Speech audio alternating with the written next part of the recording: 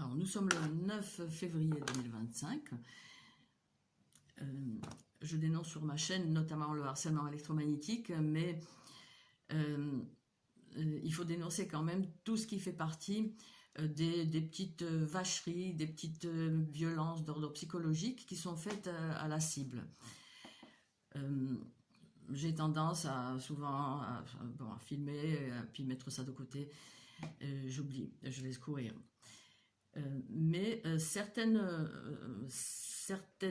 entourloupes, on va dire, derrière certaines entourloupes peuvent se trouver pas seulement des individus qui font partie de ce gang stalking, de cette bande, mais aussi certaines institutions. J'en ai épinglé quelques-unes récemment. J'ai parlé d'ailleurs récemment des petites victoires, ça arrive aussi, par rapport au ticket de stationnement, au PV de ticket de stationnement. Et le réseau souvent réagit en temps et en heure par rapport à ce que dit, à ce que fait la cible.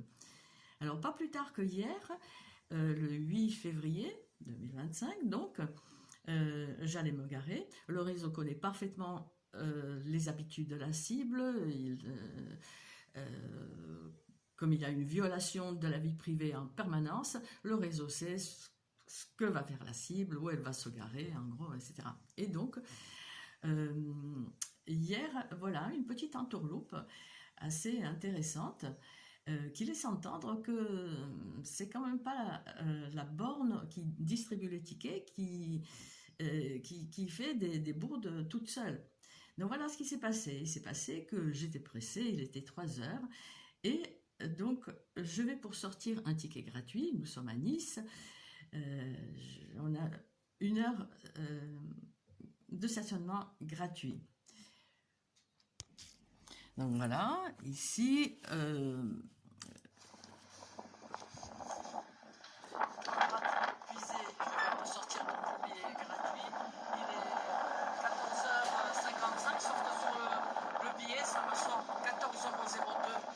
je viens de le sortir. Voilà, c'est comment ça se passe aussi pour les individus cibles. Voilà, parce que c'est tout le temps.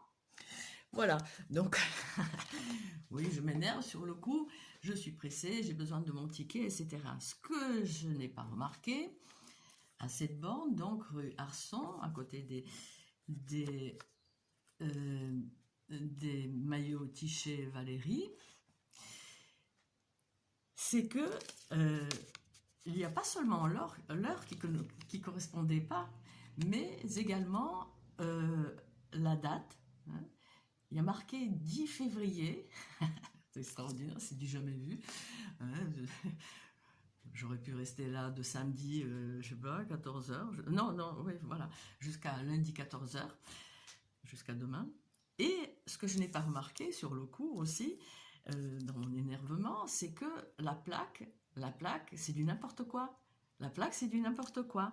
CP, FV, après, bon, c'est vrai que le réseau s'adresse à la cible aussi par des petites choses comme ça, un peu par des codes un peu mafieux, enfin mafieux, un peu cabalistiques, etc. Après, il y a des gens qui peuvent ne pas les lire. Enfin bref, donc, vous voyez une plaque totalement, enfin un ticket totalement fantaisiste, alors que la machine, en fait, réagit à ma plaque d'immatriculation qui était juste, qui est là, donc qui est là, regardez, elle est là, voilà, elle est là, temps gratuit, épuisé, c'est-à-dire, je dis, ouais, je viens de sortir le ticket, mais je devais déjà faire peut-être aussi un deuxième essai pour que la machine me dise, voilà, temps gratuit épuisé, à moins que ça soit d'emblée. Franchement, je ne sais pas, je ne sais plus. Mais le fait est que, voilà, comment ça sort. Qui c'est qui peut faire ça? Qui peut faire ça? C'est la machine? C'est la borne toute seule? Bon, comme j'étais bloquée donc à cette borne-là, je vais sur une autre borne, toujours pour un ticket gratuit, 1 heure gratuite, et voilà, donc là, je suis toute contente. Alors, je vous passe la vidéo parce que oui, j'étais toute contente. Voilà.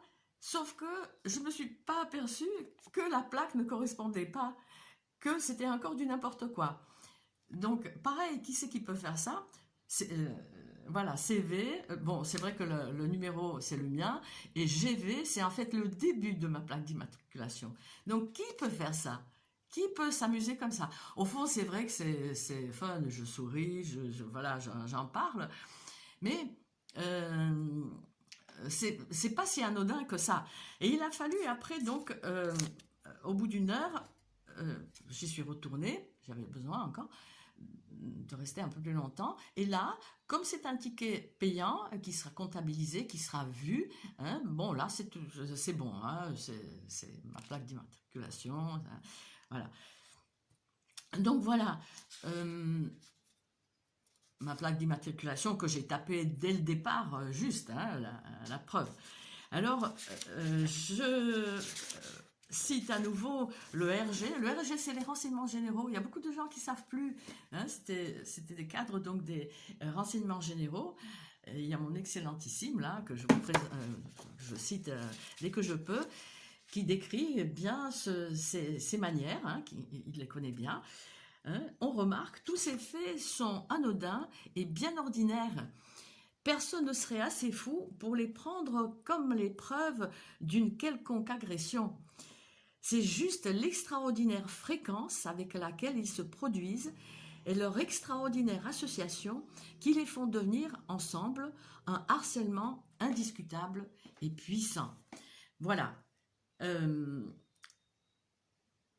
Voilà. Donc dans ce harcèlement, il y a des individus simples, hein, des kidams qui sont impliqués, qui participent, mais il y a aussi des institutions. Voilà, parfois vraiment des institutions honorables, pas dans leur totalité. Il suffit d'une personne qui, derrière son travail, là, derrière l'écran peut-être de la borne, hein, qui peut faire une interloupe à la cible.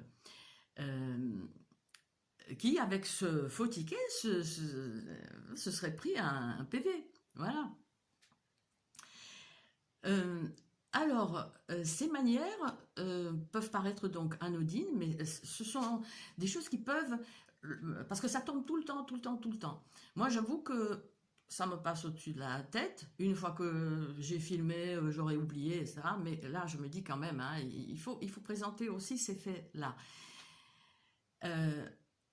Et ça me fait penser à un documentaire, un excellent documentaire. Je vous montre Stasi, un État contre son peuple. Comment, donc le renseignement allemand, comment il cherchait à briser, notamment les opposants, hein, mais aussi à surveiller, à mater toute la population. Ça me fait penser aussi à ce que dit le RG, là, il dit que si vous voulez savoir, il le dit en préambule ici, vous avez le livre aussi en ligne. Hein. Le renseignement sert à mater, à surveiller sa propre population et de permettre aux gens au pouvoir de se maintenir au pouvoir. Donc voilà, donc les Allemands étaient très forts hein, là-dessus. Ils ont élaboré un concept qu'ils appellent Zersetzung, hein, disloquer psychologiquement, psychiquement la personne. Il y a même, il y avait une université donc de la Stasi où on enseignait ces procédés. Donc voilà le mot imprononçable, Zersetzung, hein, voilà, comment bousiller une université, donc on enseignait ça. Et il y avait d'autres, à cet endroit-là, voilà, vous avez ce gars-là, qui, c'est un ex-agent, donc, qui explique comment il procédait, comment il s'introduisait chez les gens, comment comment il prenait par exemple que des serviettes de couleur, et comment il laissait les autres, hein, pour rendre les gens fous, quoi. Voilà, ça l'amuse bien. Et aussi, et c'est ça qui, voilà, c'est un peu plus loin, donc on est à la minute 39, 40. Vous avez un autre exemple qui laisse entendre que déjà à cette époque-là, on était dans les années 1950,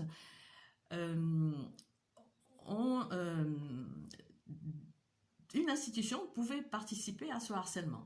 Et donc il y a un exemple où on déversait du charbon tous les jours devant les maisons des gens qui avaient un chauffage central. Tous les jours, on déversait du charbon donc devant les maisons de ces gens-là. Voilà, ce harcèlement est pratiqué depuis ces années-là. Il est très perfectionné, il est facilité par les technologies, hein, déjà par les téléphones, on peut suivre la personne très facilement à la trace, hein, il y a une violation de la vie privée en permanence. Et donc ce harcèlement qui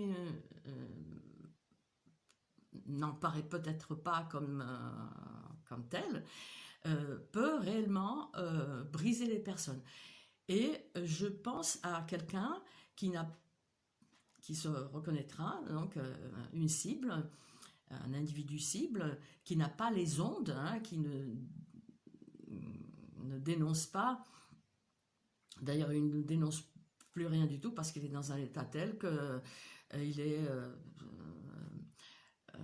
vraiment dans un état inquiétant. Donc, qu'est-ce que je disais? J'ai perdu le fil. Voilà, c'est un harcèlement qui peut vraiment détruire, notamment lorsque des institutions s'y mettent. Hein, et dès que la cible bouge, elle est contrée de partout, elle est ennuyée de partout. On cherche à lui faire perdre, bien sûr, du temps, son argent, et in fine, la détruire.